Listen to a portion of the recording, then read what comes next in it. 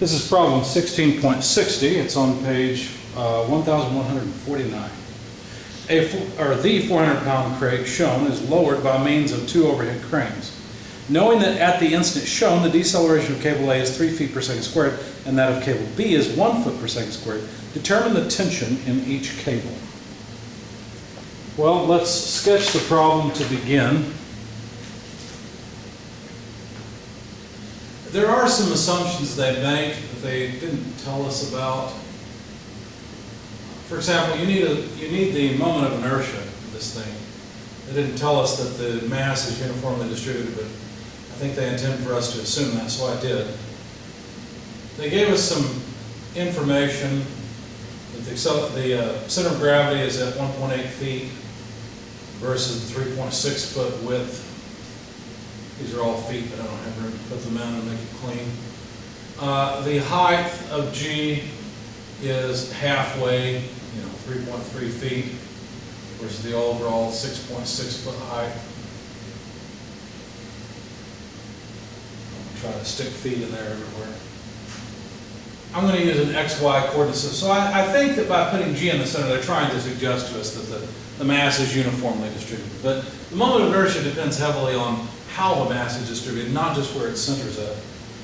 But, so this is point A, and this is point B, and they've told us that the acceleration of point A is 3 feet per second squared upward, while the acceleration of B is 1 foot per second squared, also straight upward.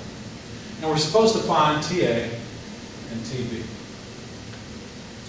Well, what I did is I started off with kinematics. I wanted to understand the motion. I said that the acceleration of A is equal to the acceleration of B plus the acceleration of A with respect to B. And of course that consists of both a tangential acceleration and a normal acceleration P. So let's write A with respect to B normal plus A with respect to B tangential. Okay? Now, if we expand the terms, for example, the normal acceleration, notice that this is based on a vector from B to A.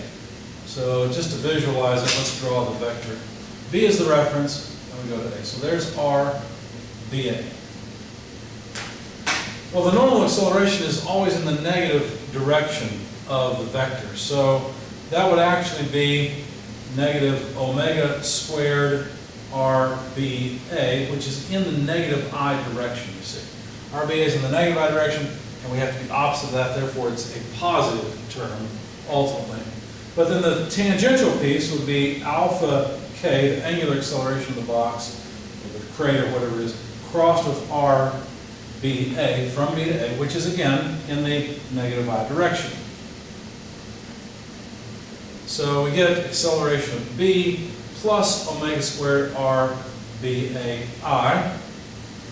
minus alpha RBA, and K cross I is J. So here we go, I just pulled the negative sign out front. Now, let's think about this. We know something about the acceleration of A and of B, don't we? We know that they're both directly upward. So the acceleration of A is, let's put it up here. The acceleration of A is only in the J direction, and the acceleration of B is only in the J direction. So what does that tell you about the X direction component? Let's put it down here. For the X direction component, on the left-hand side we have no I's. On the right-hand side we only have omega squared RBA, and that's it. Therefore, this body is not rotating. The angular speed of the body is 0. On the other hand, let me do it up here so you can see it. All we need is this equation. On the other hand, in the Y direction, we know on the left-hand side we have the acceleration of A, which is 3 feet per second. On the right-hand side, acceleration of B in the Y direction is 1 foot per second, squared, obviously, minus alpha. RAB is the distance, which is between B and A, 3.6 feet. Right? So we got feet, feet, feet. Where did my alpha come into play? No, these are not feet. These are feet per second squared. There we go. Feet per second squared, feet per second squared. These are feet. Therefore, these are 1 over second squared. And if we solve then for the angular acceleration of the body, you get negative 0.5 repeating radians per second squared. Basically, 2 divided by negative 0.36, negative 3.6. So this is a clockwise angular acceleration. The box is going to accelerate now in the clockwise direction, and that makes sense because the tension on B is less than the tension at A. Okay? Now if we sum moments about G, the center of gravity of this thing, notice all we'll have is weight acting downward. We've got dynamic forces up and to the right, but we're summing about G, so they go away. We're only going to have the contributions to the moment from B. B will have a positive 1.8 foot moment arm, and then A has a negative 1.8 moment, or times TA, if you like, equals I alpha. I called that equation 1. The reason I called it equation 1 is because I had a little bit of work to do. I needed to deal with this I, first of all. I've taken care of alpha. I know what alpha is. But I need I. And so I assumed that I could use the equation for basically a rectangular box. If you look at the back of the book, A is the base width, B is the height of this rectangular box with uniform distribution of mass throughout. So that is 1/2 times 400 pounds mass, not pounds force, because the equation calls for mass, not force. A is 3.6 feet squared, plus B is 6.6 feet squared, and let's just note those are feet squared. And this comes out to a inertia moment of 11,304 pounds mass feet squared. So that takes care of I. But I still have one equation and two unknowns. How will I figure out TA and TB? Well, how about if we do this? Let's sum forces in the vertical direction. That would be TA plus TB minus the weight equals the mass times acceleration of the center of gravity G in the Y direction only. So rearranging this just a bit, realizing that weight is mg, you'll find that TA plus TB equals the sum plus the mass multiplied by the sum of G plus AY. So I got some new unknowns. Well, not new. TA, TB, those are old. But AY, I don't know the acceleration of the center of gravity in the Y direction, so I decided to use another kinematics relationship and figure out the acceleration of G based on the acceleration of point A. Because there must be some relative acceleration of G with respect to A, because notice that since A and B accelerate differently, I would expect G to accelerate differently from A and B as well. And this would be the acceleration of A plus the acceleration of G with respect to A in the tangent direction plus the acceleration of G with respect to A in the normal direction. But this is 0 because, again, it's based on an omega squared, right? And this thing is not rotating. We've already shown that omega is 0. So this would be acceleration of A plus alpha in the k direction crossed with the vector from the reference A to G. So that's R, A, G as a vector. I'm going to expand the left-hand side and write AGXI plus AGYJ. Notice AGY is what I want. That's this. Right? It's AY, if you like, acceleration of point G in the Y direction. I don't really care about the X direction acceleration.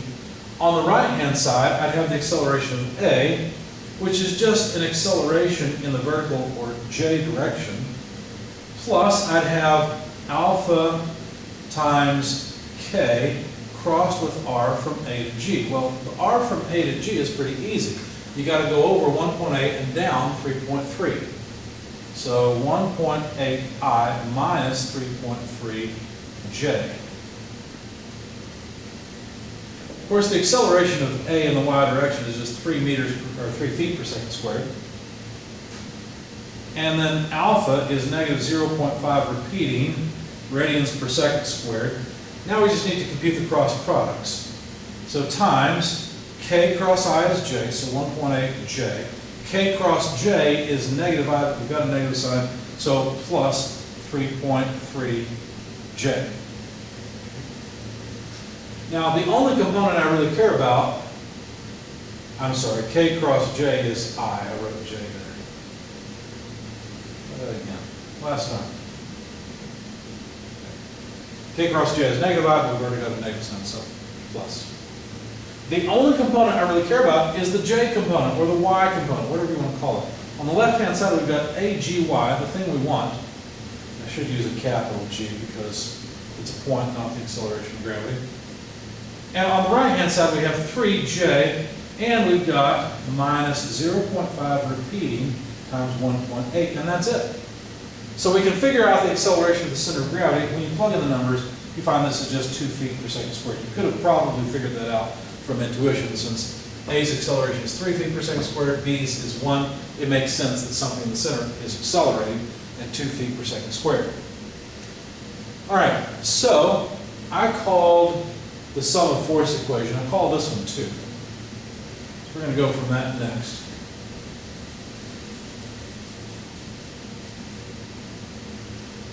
And from equation 2, we can write TA plus TB is equal to 400 pounds mass times 32.2 feet per second squared plus 2 feet per second squared. Now that comes out to 13,680, and the units are pounds mass feet per second squared. Those are valid units of force, they're just not force units we normally use. Equation 1 says that negative 1.8 TA, I'm trying to put it in the same order, so negative 1.8 TA plus 1.8 TB equals I alpha. Well, we know I, we calculated that somewhere, here it is, 11,304, and these are pounds mass feet squared times alpha. We know alpha as well.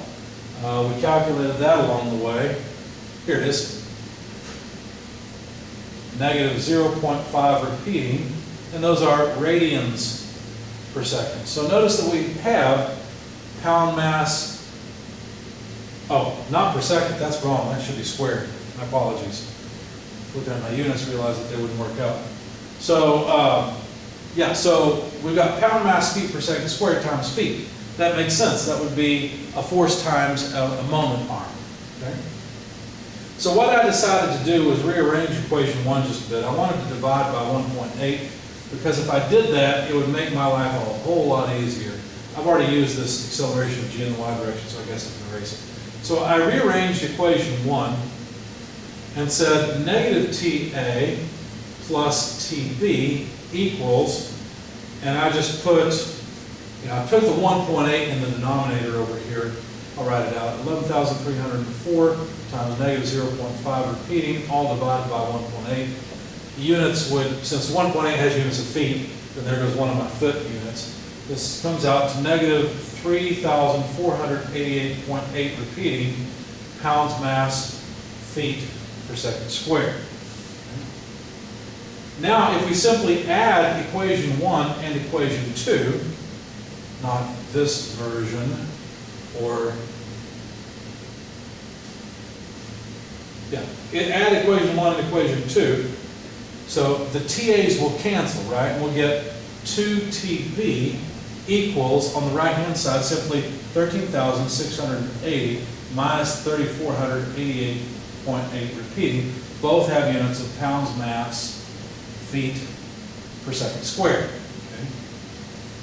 So from this, I found that TB is equal to 5,095.5 repeating. That's still pounds mass feet per second squared, so I'll multiply by 1 pound force per 32.2 pounds mass feet per second squared, because that's the conversion unit of force between pounds force and pounds mass feet per second squared. And we find then that TB is about 158, let me write it up here. 158.247 pounds force. So there's TB, that's one of the questions they wanted us to answer. And then from equation 1, if you like, rearranged here, or you can get it from equation 2, probably easier from equation 2, I don't know. You'll find that TA, TA is 8,584.4 repeating, but that's still pounds mass feet per second squared, so divide it by 32.2, and you'll have pounds force. And so that comes out to about 266.598 pounds force. And those are the two forces they wanted us to find. It makes sense that you'd have to have more force on A than on B, right? Because notice that A is pulling harder, it's accelerating faster, whereas B is accelerating more slowly. And also notice that the sum of these two is more than 400 pounds. Because 400 pounds mass will weigh 400 pounds force. And the reason for that is because the entire body is slowing down, right? It's moving down, but it's not moving down as fast. It's about to not move down as fast because of the acceleration.